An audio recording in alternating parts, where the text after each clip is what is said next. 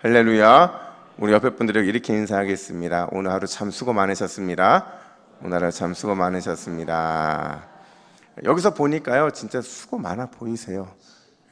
치열하게 싸우고 오신 여러분들을 주님의 이름으로 축복합니다. 늘 싸우는 부부가 있었대요. 평생 싸우고 또 싸우면서 이 전우애가 아주 튼튼해진 그런 부부였는데, 어느 날부턴가 남편의 이 심장이 막 뛰기 시작하는 거예요. 누구를 보면 심장이 뛰기 시작했을까요? 예? 이런 경험이 없으세요? 아내를 보면 이상할 정도로 심장이 막 뛰는 거예요. 근데 이 심장 뛰는 게 무서워서 뛰는 게 아니고요, 막 그냥 이 통제가 안 돼도 뛰는 거예요. 그래서 이상하다 싶어서 한번 아내랑 좀 떨어져 있었대요. 그래서 혼자 밖에 나가서 하루 종일 돌아다니고 산책하고 목욕탕 가고 친구들을 만나고, 그렇게 밤늦게 집에 돌아와서 또 아내를 딱 봤는데, 아내를 보는 순간 또 심장이 막 뛰기 시작하는 거예요. 그래서 잠을 자려고 누웠는데, 누워서도 아내 생각만 하면 심장이 막 뛰더래요. 그래서 이 남편이 마음에 이런 생각이 들더래. 내가 늙어서 미쳤구나. 이 나이에 사랑의 감정이라니. 이러면서 그날 밤을 잠을 못 자고 이렇게 아침에 깼어요. 그리고 나서는 아내에게 아침에 이렇게 말하는 거예요. 여보, 나 이상해. 나 미친 것 같아. 그래서 아내가 이렇게 받아칩니다. 또 뭔 소리를 하려고 그러는데, 남편이 대답해요. 나 당신만 보면, 당신 생각만 하면 멀쩡하던 심장이 막 자꾸 이렇게 뛰어. 이 아내가 남편을 이렇게 보고 있더니 뭐라고 말을 했냐면, 당신 부정맥약 안 먹었어? 그 순간 남편이 내가 약을 안 먹어서 그랬구나. 그리고 뒷목 잡고 쓰러졌다라는 얘기가 있어요. 그러면서 쓰러지면서 뭐라고 안도의 한숨을 쉬었냐면 혼잣말로 이렇게 말합니다. 휴, 정말 다행이다. 평생 전우를 사랑할 뻔했네. 여러분, 우리가 지난 금요일 본문하고 오늘 본문이 어때요? 똑같아요. 제가 왜 금요일 본문과 오늘 본문이 똑같은지를 금요일에 이미 말씀을 드렸어요. 설교를 준비하다 보니까 본문이 너무 길어져 버린 거예요. 그래서 도저히 안 되겠어서 두 개를 딱 쪼갰는데, 지난 금요일에 이어서 오늘 본문을 보시면요, 진짜 뒷목 잡고 쓰러진 한 사람이 등장을 하죠. 뒷목 잡고 로뎀나무 아래에 쓰러진 사람 누구였습니까? 엘리야였어요. 엘리야가 쓰러진 로뎀나무, 그 로뎀나무는요, 여러분, 엘리야의 지금 마음이 어떠한지를 보여주는 너무나도 중요한 상징물입니다. 여러분, 사진 하나를 보여드릴 텐데요, 이게 로뎀나무예요. 여러분 잘 보세요. 여기에 지금 누가 쓰러져 있는 거예요? 엘리야가 쓰러져 있는 거예요. 이게 나무입니까? 가시덤불입니까? 헷갈리잖아요. 그만큼 나무 같지 않은 가시덤불이거든요. 너무나도 보잘것 없어서요, 광야 사람들에게는 전혀 어떤 도움도 주지 않는 나무가 바로 저 로뎀나무예요. 근데 왜 엘리야는 이런 나무에 쓰러져 있었느냐? 아까 말씀드렸죠. 저 나무는 엘리야의 자기의 마음에 대한 상징이었어요. 지금 엘리야는 하나님께 어필하는 거예요. 뭐라고 어필하느냐? 하나님, 제 마음이 너무 괴로워요. 괴로워서 죽을 것 같아요 라고 그렇게 어필을 하고 있더라는 거죠. 그래서 이제 엘리야는요, 실제로 하나님께 어떤 요청을 합니까? 지금 당장 죽여달라는 요청을 해요. 우리 4절 말씀을 화면 보시고 같이 읽습니다. 시작. 한 로뎀나무 아래에 앉아서 자기가 죽기를 원하여 이르되, 여호와여, 넉넉하오니 지금 내 생명을 거두시옵소서. 자, 여러분, 엘리야가 왜 이런 요구를 하는 걸까? 분명히요, 방금 전에요, 아주 짧은 시간 전에 갈멜산 전투라고 하는 이 전투에서 대승을 거뒀고 완승을 거둬서 누구보다도 승리감에 취해 있어야 되는데, 그런 그가 왜 갑자기 로뎀나무 아래에 쓰러져서 날 좀 죽여달라는 이런 요청을 하고 있는 것일까? 제가 금요일 날 두 가지 이유가 있다고 말씀을 드렸어요. 한번 이제 금요일 말씀 한번 떠올려 보세요. 첫 번째가 뭐냐면요, 엘리야가 뭘 하고 있었기 때문에 그래요? 잘못된 기대를 했기 때문에 그래요. 무슨 말이냐면 분명히 엘리야는 갈멜산 전투에서 대승을 거뒀어요. 뿐만 아니라 바알 선지자 450명을 죽음으로 심판을 했어요. 그리고 3년 6개월 동안 내리지 않던 비를 엘리야가 기도해서 내리게 했어요. 이 모든 장면들 속에서 아합이 허겁지겁 도망하는데 그 도망하는 마차를 누가 따로잡아요?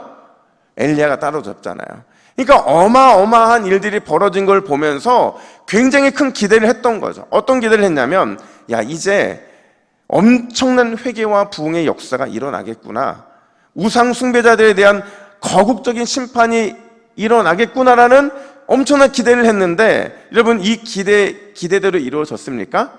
아니죠. 오히려 어떤 결과가 나왔냐면 엘리야를 반드시 죽이겠다라는 이세벨의 협박이, 그리고 그에 대한 체포명령이 떨어지게 되는 거예요.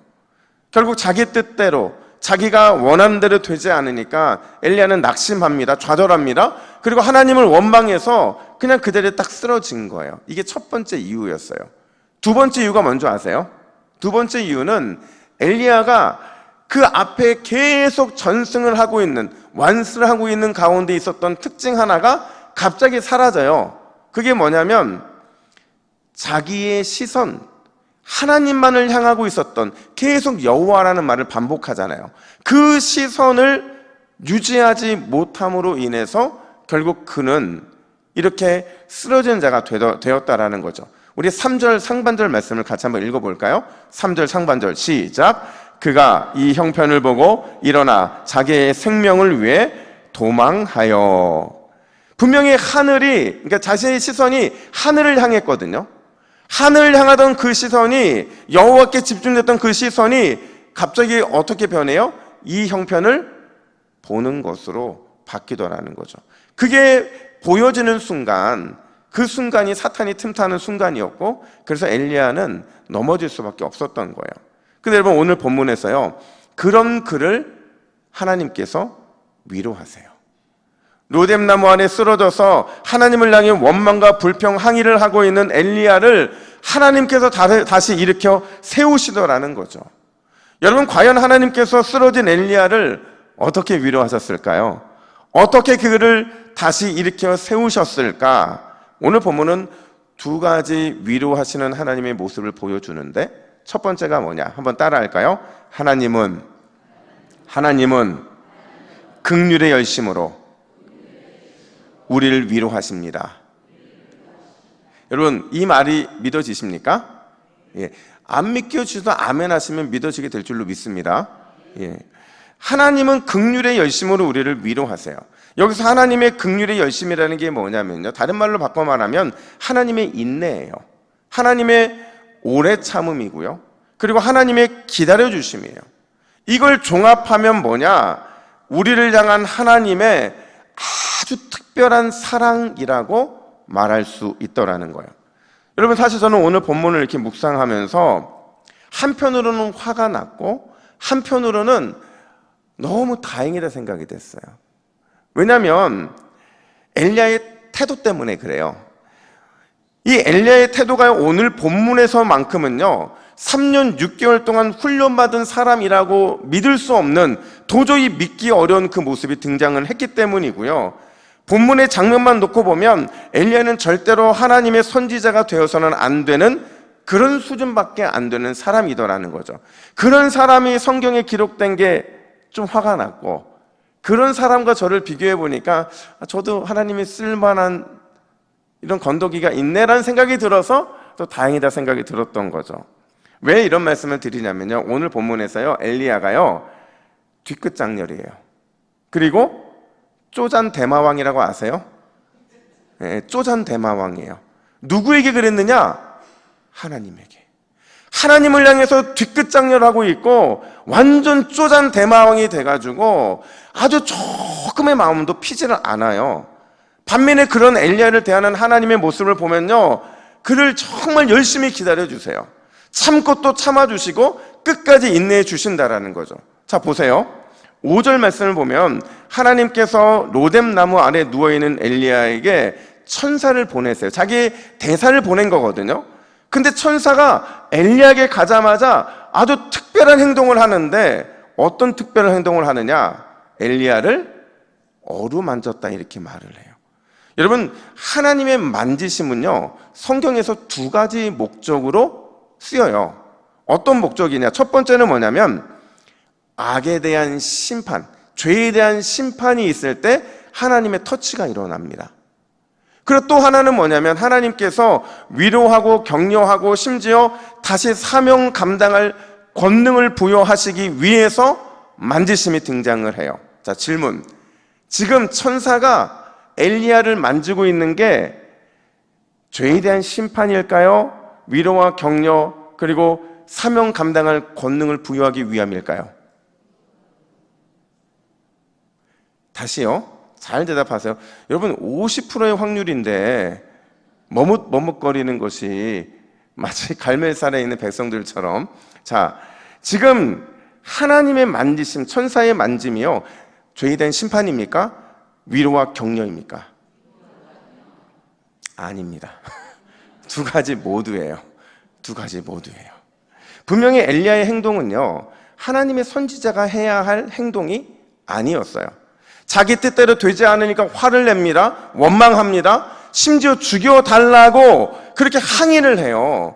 여러분, 이런 선지자가 어디 있어요? 하나님이 세워주셨는데, 아니 하나님이 은혜로 구원을 베풀어 주셨는데 자기 뜻대로 되지 않았다고, 자기 기대로 되지 않았다고 분노하고 원망하고 심지어 죽여달라고 항의하는 것, 이거 선지자의 자격이 있어요? 없어요? 없잖아요. 우리랑 똑같잖아요. 자격 없는 거거든요. 그러니까 해서는 안 되는 일, 이 일에 대해서 하나님의 꾸짖음의 만짐이 지금 본문에서 일어나고 있는 거예요. 근데 동시에요, 이 만짐은요, 단순히 꾸짖는 만짐이 아니라 엘리야를 위로하고 격려해서 결국 그로 하여금 감당할 이 사명을 끝까지 감당할 수 있게 하기 위한 일으켜 세워주심의 만짐이었다라는 거죠. 이걸 종합하면 뭐라고 표현할 수 있느냐? 하나님의 긍휼의 열심이 그를 만지고 그를 달래고 있다라는 거예요. 근데 문제는 뭐냐면 엘리야의 태도죠. 여러분, 엘리야의 태도를 보세요. 우리 6절 말씀을 같이 한번 읽어볼까요? 6절 시작. 본즉 머리맡에 숯불에 구운 떡과 한 병 물이 있더라. 이에 먹고 마시고 다시 누웠더니. 자, 여러분, 떡은 그냥 떡일 텐데 왜 하필이면 숯불에 구운 떡이라고 말했을까요? 왜 그랬을까요? 하나님이 정성껏 아주 큰 따끈한 떡을 그 머리맡에 갖다 놓으신 걸 보여주고 싶은 거예요. 그래서 물 한 병, 그냥 박아졌던 물도 아니고 물 한 병을 딱 준비해 주신 거죠. 그러니까 여기서 말하는 숯불에 구운 따뜻한 떡과 물 한 병은요, 엘리야를 위로하기 위해 준비한 하나님의 만찬이었어요. 서프라이즈였죠. 근데 놀랍게도 이 서프라이즈 앞에서 엘리야가 어떤 태도를 보이느냐? 떡을 먹어요, 안 먹어요? 먹어요. 물을 마셔요, 안 마셔요? 마셔요. 그리고는 어떡하냐? 다시 누워요. 이거 어디서 많이 본 거 아니에요? 그죠?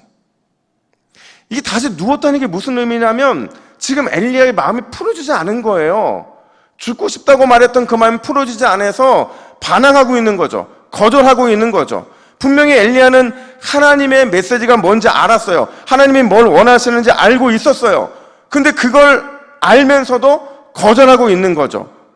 그러자 다시 여호와의 천사가 와서 그를 만져요. 그리고는 그에게 이번에는 주님의 마음을 전달을 합니다. 우리 7절 하반절 말씀 화면 보시고 우리 노란 글씨 다 같이 읽도록 하겠습니다. 시작. 제발 다시 일어나 먹으라. 내가 갈 길을 다 가지 못할까 하노라. 자, 여러분, 거절하고 반항하는 엘리야를 향해서 마치 아버지와 어머니의 심정으로 하나님이 인내하시고 오래 참으시고 끝까지 설득하시고 기다리고 계신 것이 바로 오늘 본문의 모습인데, 이걸 제가 한 표현으로 뭐라고 한다고 그랬어요? 우리를 향한 하나님의 긍휼의 열심이라는 거죠. 여러분, 사실 우리는요, 하나님의 긍휼의 열심 없이는 이 자리에 있을 수도 없는 사람들이잖아요. 하나님이 오래 참아주지 않았다면, 매 순간 인내해주지 않으셨다면, 끝까지 설득하며 기다려주지 않았다면 예수 믿는 것뿐만 아니라 그분의 사랑 안에 거하는 것도, 그분의 은혜를 입는 것도 불가능한 존재가 바로 우리들이라는 거죠. 그런데 우리가 우리 될 수 있는 것은요, 하나님의 열심이고 하나님의 사랑이고 하나님의 인내고 하나님의 오래 참음이고 하나님의 끝까지 기다려주심 덕분에 지금의 우리가 있는 것이고 앞으로의 우리도 마찬가지라는 거예요. 그래서 우리에게 하나님의 긍휼의 열심이라는 것은요, 너무나도 소중한 것이고 특별한 은혜의 혜택이라고 말을 할 수가 있어요.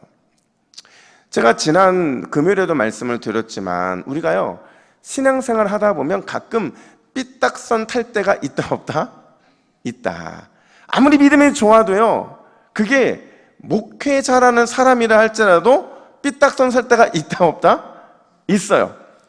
그러니까 목회자와 일반 성도가 좀 다른 거는요, 아니 성숙한 성도와 성숙하지 못한 성도의 다 차이는 뭐냐면 삐딱선을 대놓고 타느냐 아니면 숨겨가며 타느냐, 그 차이가 있을 뿐이라는 거죠. 그래서 제가 최근에 한번 약간 삐딱선을 탄 적이 있어요, 하나님 앞에서. 그래서 화가 난 거죠, 저도 하나님한테서. 그래서 제가 하나님, 이게 이해가 안 되는데 도대체 왜 저한테 이러세요? 그래서 제가 겉으로는 드러내면 금방 티나잖아요. 그래서 제가 속으로만 하나님, 이게 너무 답답한데 이거 어떻게 하면 좋습니까? 이렇게 물으면서 기도하는데 하나님이 아주 신기하게, 저는 늘 이렇게 찬양으로 응답 주실 때가 많은데 하나님이 자기의 마음을 탁 열어 보여주시는 찬양 하나가 있었어요. 그 찬양이 뭐냐면, 혹시 여러분 하나님의 열심이라는 찬양 아세요? 이 찬양의 가사가 어떠냐면 이런 가사예요. 사랑하는 내 딸아, 너의 자금도 내겐 귀하다. 너와 함께 걸어가는 모든 시간이 내게 힘이라. 사랑하는 아들아, 내 연약함도 내겐 큼이라. 너로 인해 잃어버린 나의 양들이 돌아오리라. 그리고는요, 후렴에서 진짜 하나님이 하고 싶은 말씀을 하시는데 그게 뭐냐면 이거였어요. 같이 한번 읽어볼까요? 다음, 같이 읽습니다. 시작. 조금 느린 듯해도 기다려 주겠니? 조금 더딘 듯해도 믿어줄 수 있니? 네가 가는 그 길 절대 헛되지 않으니 나와 함께 가자. 앞이 보이지 않아도 나아가 주겠니? 이해되지 않아도 살아내 주겠니? 너의 눈물의 기도 잊지 않고 있으니 나의 열심으로 이루리라. 아멘. 여러분, 이 찬양의 가사는요, 하나님이 우리를 얼마나 사랑하시는지, 우리를 얼마나 인내로 설득하고 계신지 그분의 마음을 다 보여주는 찬양이거든요. 여러분, 솔직히 말해서요, 우리 하나님 이렇게까지 할 필요 있는 분이십니까? 아니에요. 이렇게까지 하지 않아도 되는 전능자시거든요.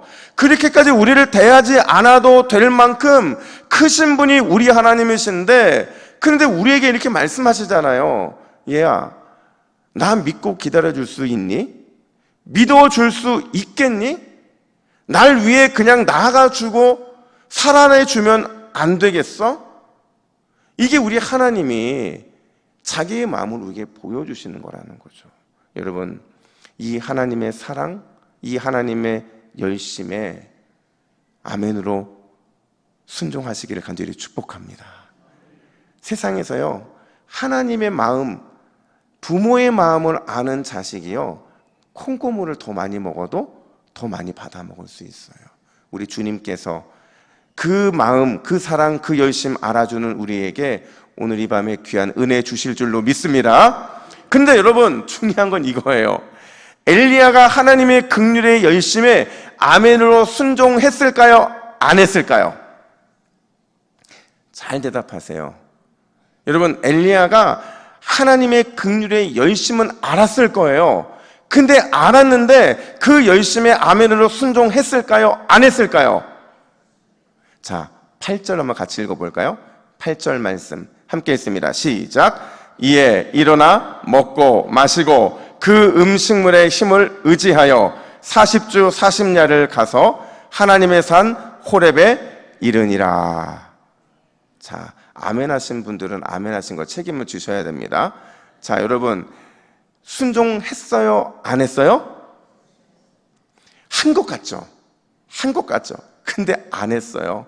왜 안 했냐면 그가 40주 40야를 달려간 곳이 어디예요?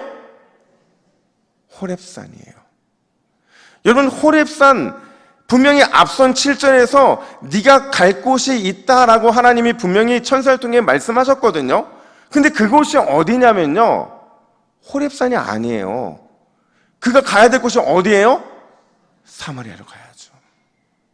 사마리아로 가야 되는데 사마리아로 달려가서 회개하라, 심판의 날이 가까웠다 이렇게 선포해서 이세벨을 완전히 눌러놨어야 되는데, 근데 도리어 어디로 갔대요? 호렙산으로 간 거죠. 여러분, 순종한 거예요? 순종 안 한 거예요? 순종 안 한 거죠. 그것도 장장 40일에 걸쳐서 호렙산까지 가는데, 제가 여러분 이 거리를 잘 모르시니까 제가 사진으로 그림을 하나 보여드릴게요. 이 지도인데요, 부엘세바에서 저 밑에 있는 저 호렙산까지 거리가 몇 킬로는 대략 400km입니다. 이 400km나 되는 거리를 간 거예요. 그렇다면 여러분, 왜 엘리야는 며칠이면 갈 수 있는 사마리아가 아니라 40일이나 걸리는 이 호렙산까지 가게 된 거냐? 그것도 금식하면서 가게 되거든요. 사실 여러분, 이 호렙산은요, 딱 떠오르면 누구 생각이 나요? 모세가 떠오르잖아요. 모세가 하나님을 처음 만난 곳이잖아요. 떨기나무 가운데 임하시는 하나님을 만나고 그에게 새로운 사명이 부여된 곳이 바로 이 호렙산이고, 호렙산의 다른 이름이 뭐냐면 시내산이에요. 모세가 40일 동안 하나님의 임재를 경험했던 곳, 십계명과 하나님의 말씀으로 무장했던 곳이 바로 이 시내산이었잖아요. 그렇다고 한다면 여러분, 엘리야가 호렙산에 간 게 모세처럼 하나님을 만나고 싶어서 갔을까요? 아니겠죠. 엘리야는 절대로 모세처럼 하나님 만나고 싶어서 호렙산 간 게 아니었어요. 그럼 왜 호렙산에 갔느냐? 그 이유는 제가 정확하게 돌아오는, 그러니까 다음 주 금요일 날 말씀을 드리겠지만, 먼저 설명을 드리면 선지자의 사명을 그만두려고 호렙산에 간 거예요. 거기에서 그냥 호렙산에 가서 자기 영적인 사명을 사표 내려고 간 거죠. 중요한 건 그런 엘리야의 마음을 하나님이 아셨을까요? 몰랐을까요? 아셨어요. 자, 보세요. 하나님은 분명히 엘리야의 그 마음을 다 알고 계셨어요. 아셨지만 그에게 숯불에 구운 따뜻한 떡을 먹여주셨어요. 아셨지만 목마르지 말라고 마실 물을 준비해 주셨죠. 아셨으면서도 호렙산까지 40일 여정을 주야로 동행해 주신 분 누구세요? 하나님이시라는 거죠. 여러분, 뭐가 느껴지세요?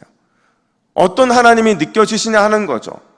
여러분, 하나님은요, 나보다 나를 더 사랑해 주시는 분, 그분이 우리 하나님이신 줄로 믿습니다. 나보다 나를 더 사랑해 주시는 분이 우리 하나님이시라는 거죠. 여러분, 생각해 보세요. 나도 내가 싫을 때가 있어요, 없어요? 있죠. 나도 나를 사랑하는데 한계가 있는데, 그런 나를 하나님이 나보다 더 사랑해 주시겠다. 얼마나 큰 위로가 되고 얼마나 큰 은혜가 되느냐 하는 거예요. 여러분, 나보다 나를 더 사랑하고 더 이해해 주시는 하나님, 은혜의 하나님이 계심이 우리에게는 너무나도 큰 축복인 줄로 믿습니다. 그래서 우리가 하나님을 사랑할 수밖에 없어요. 나보다 나를 더 사랑해 주시고 나보다 나를 더 이해해 주시는 하나님의 은혜가 있는데, 우리가 어떻게 그 하나님의 은혜 앞에서 다른 것을 선택할 수 있겠냐는 거죠. 내가 얼마나 무익한지 하나님이 다 알고 계시고, 내가 얼마나 어리석은지, 내가 얼마나 고집불통이고 답답한지 우리 하나님 다 아시면서도 그런 저와 여러분들을 위해서 숯불에 구운 따뜻한 떡을 친히 준비해 주시고, 목마르지 말라고 물도 예배해 주시고, 심지어 그런 내 인생길을 주야로 동행해 주시는 하나님의 계심, 하나님의 그 살아계심이 우리에게는 은혜일 수밖에 없다는 거예요. 근데 중요한 것은 그런 주님께서 엘리야에게 이렇게 묻는다는 거예요. 9절 하반절 말씀, 9절 하반절 같이 있습니다. 시작. 내가 어찌하여 여기 있느냐. 다시 한번요. 시작. 내가 어찌하여 여기 있느냐. 여러분, 이게 어떤 질문이냐면요, 내가 너보다 너보다 내가 너를 더 사랑하는데 그 사랑하는 마음을 네가 알면서도 너 왜 모른 척하고 있냐는 거예요. 왜 내 마음을 몰라주느냐라고 엘리야에게 하나님께서 툭 내뱉으신 말이라는 거죠. 어느 64세 할머니 이야기를 제가 신문에서 본 적이 있어요. 이분은요, 온몸이 붉으세요. 언제부터 붉으셨느냐? 28년 전부터. 그러니까 거의 30대 후반에 이분은 온몸이 이 불구가 되신 분이세요. 그리고 지난 16년 동안에는요, 침대에서 단 한 번도 일어나 본 적이 없대요. 앉아본 적도 없고요. 그냥 그 자리로 계속 있었는데 이 할머니가 늘 감사하는 게 있었대요. 그래서 제가 도대체 뭘 감사했나 쭉 읽어보는데 이 할머니가 뭐 감사한 줄 아세요? 한쪽 엄지손가락이 이렇게 움직일 수 있대요. 온몸이 다 움직일 수 없는 마비인데 손가락 하나 딱 움직일 수 있는 게 이게 이 할머니에겐 너무 큰 감사였다라는 거죠. 그것 때문에 너무 좋아하셨다라는 거예요. 그래서 어떤 방문자가 할머니께 물었대요. 할머니, 혼자 오래 계셨어요? 그랬더니 이 할머니가 뭐라고 대답했느냐? 아니요, 우리 주님과 오래 같이 있었어요. 또 물어요. 28년 동안 이렇게 편찮으시니 참 많이 힘들고 불편하셨겠어요. 그랬더니 뭐라고 했을까요? 그래도 12년은 앉을 수도 움직일 수도 있었으니 그게 참 감사하고 행복했어요. 이렇게 대답하더래요. 마지막으로 너무 궁금해서 물었대요. 도대체 할머니가 하는 감사와 할머니의 그 행복의 원천, 과연 뭐 때문에 할머니 그렇게 감사하고 행복한 겁니까? 라고 묻자 이 할머니 아무 말씀하지 않으시고 이런 찬양을 불렀대요. 나 같은 죄인 살리신 주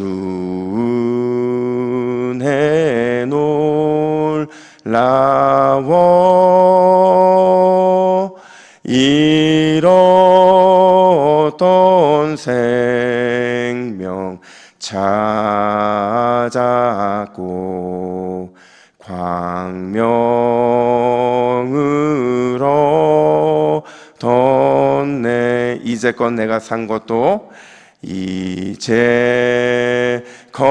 내가 산 것도 주님의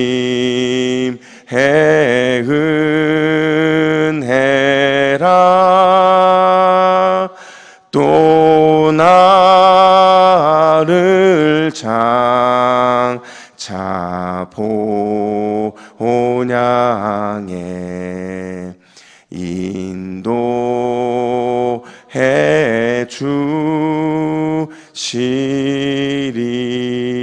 주시리. 아멘. 이 질문을 했던 이 청년이, 이 사람이 이 노래를 듣고 다 이해가 됐다는 거예요. 얼마나 큰 은혜를 받고 돌아왔겠습니까? 여러분, 오늘 이 밤에 우리가 기도하면서 영원하신 하나님의 사랑, 그분의 열심, 그분의 은혜로우심을 더욱더 많이 경험하시기를 간절히 축복합니다. 우리 하나님은 준비가 되어 있으세요. 다 줄 준비가 되어 있기 때문에 우리는 그분 앞에 가감없이 구할 자격을 얻게 되는 줄로 믿습니다. 오늘 그 놀라우신 나 같은 죄인까지 살리신 주님의 은혜라면 주지 못하실 것 없음을 기억하고 주 앞에 더 큰 은혜 구하는 이 밤 되시기를 예수님의 이름으로 축복합니다. 아멘. 함께 기도하겠습니다. 하나님 아버지, 하나님의 긍휼의 열심이 우리를 여기까지 인도하신 줄로 믿습니다. 나보다 나를 더 사랑하신 그 사랑의 능력이 우리 인생 가장 큰 복인 줄로 믿게 하여 주시옵소서.